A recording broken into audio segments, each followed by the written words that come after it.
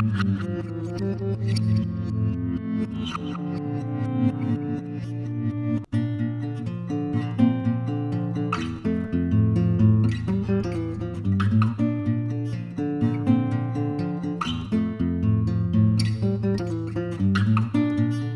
we're doing I Can Make Things Better If You Let Me by Greaf. We have standard tuning, 435 Hz, 5 Hz lower than the usual.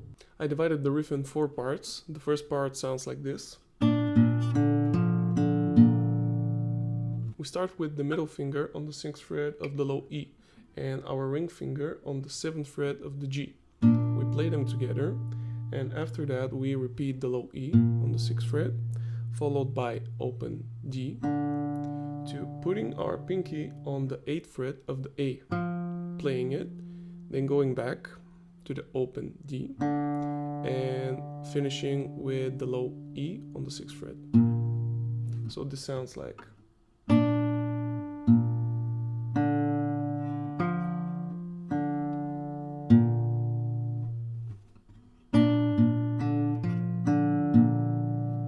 Then we have the second part. We play the same thing, but with our point finger on the 5th fret of the G. So.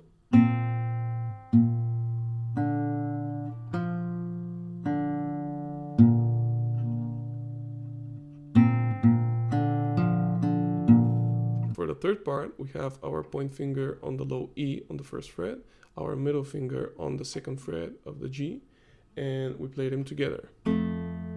Then, followed by our low E on the 1st fret again, to open A, to putting our ring finger on the 3rd fret of the G, then we go back to the open A, to the 1st fret of the low E. So.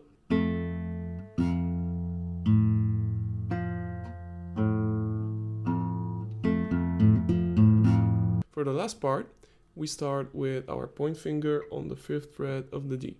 Now it's important to play this with the point finger, and I'll explain after this why. You want to make the notes sound muted, not strummed. And you can achieve that by not strumming down the string with your finger, but more of a pluck and moving back your finger on that same string. So you can make this sound.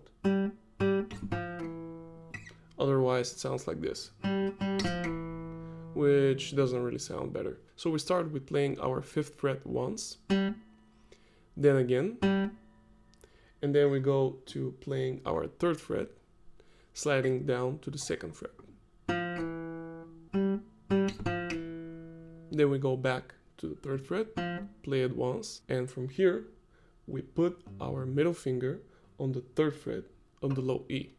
And here we play with the thumb, so it can sound muted, or the sound can sound more warm.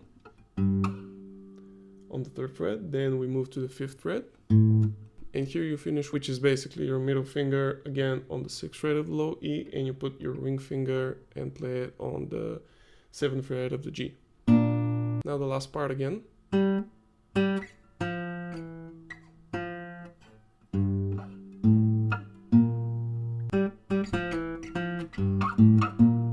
It's important to play this with the point finger, because after playing the first part of it, here you use your middle finger immediately here.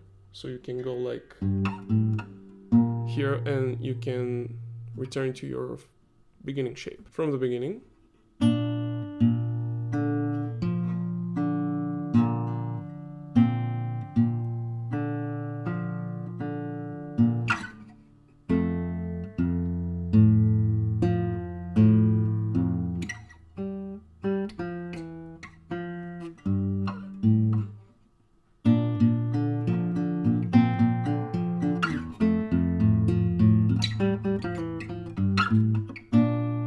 That was all for today's lesson. The riff is a bit sketchy, but you'll get the hang of it. If you want to choose the next video, you can check my Patreon in the description. See you in the next one. Bye guys.